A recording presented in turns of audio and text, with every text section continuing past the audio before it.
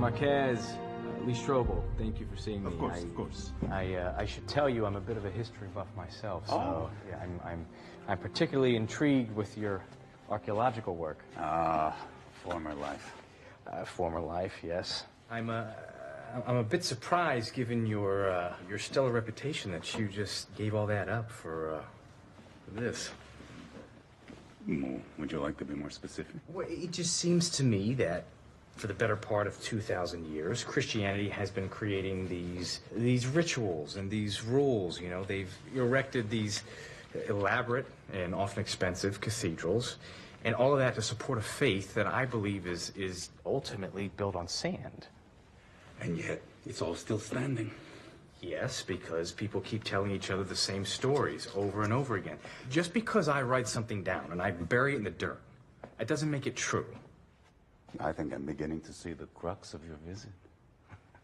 Look, I understand that a number of people claim to have seen Jesus after his crucifixion, and some of them even wrote it down. But I guess my question is, how can we be sure of the reliability of those manuscripts? Well, the same way we authenticate any historical document, by comparing and contrasting the copies that have been recovered. It's called textual criticism. The more copies we have, the better that we can cross-reference and figure out if what the original was saying is historically accurate. And the earlier they come from in history, the better. Take Homer's Iliad, for example.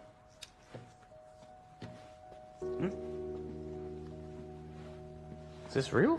That's as real as the Macedonian dirt that I dug it up from. Well, the Greeks considered this their Bible for many centuries. Yes, they did. That is one of 1,565 copies in existence today. Now, the Iliad was originally composed 800 years before Christ. Okay.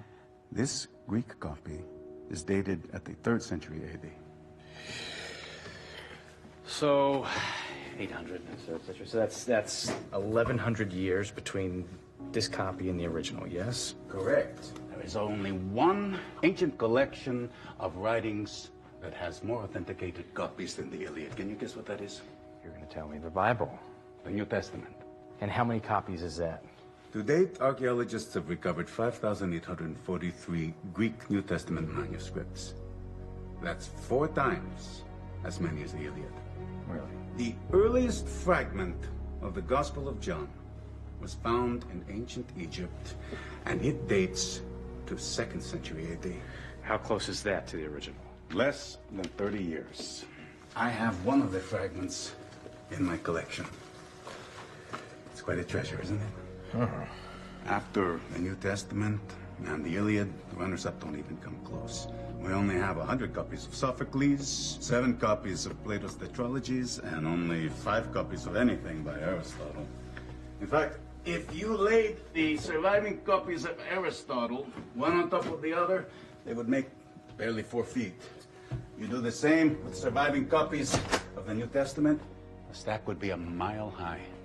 Nothing else in history even comes close. How is that for reliable? Well, Father, I certainly appreciate it. You've given me a lot of food for thought. Entirely my pleasure. Oh, wow. The Shroud of Turin, that is a fantastic reproduction. The actual shroud is in the Cathedral of St. John the Baptist in Italy, under lock and key. Of course. And no one's ever proven if the shroud is the actual burial cloth of the Christ. But whenever someone looks in those eyes for the first time, the Galilean who hung on the cross 2 millennia ago suddenly becomes a real person. But why would he do it? Why allow himself to be killed? If he really is the Son of God, why not use his power to defend himself? The answer to that is what got me out of the dirt and into the church. It's really very simple. Love.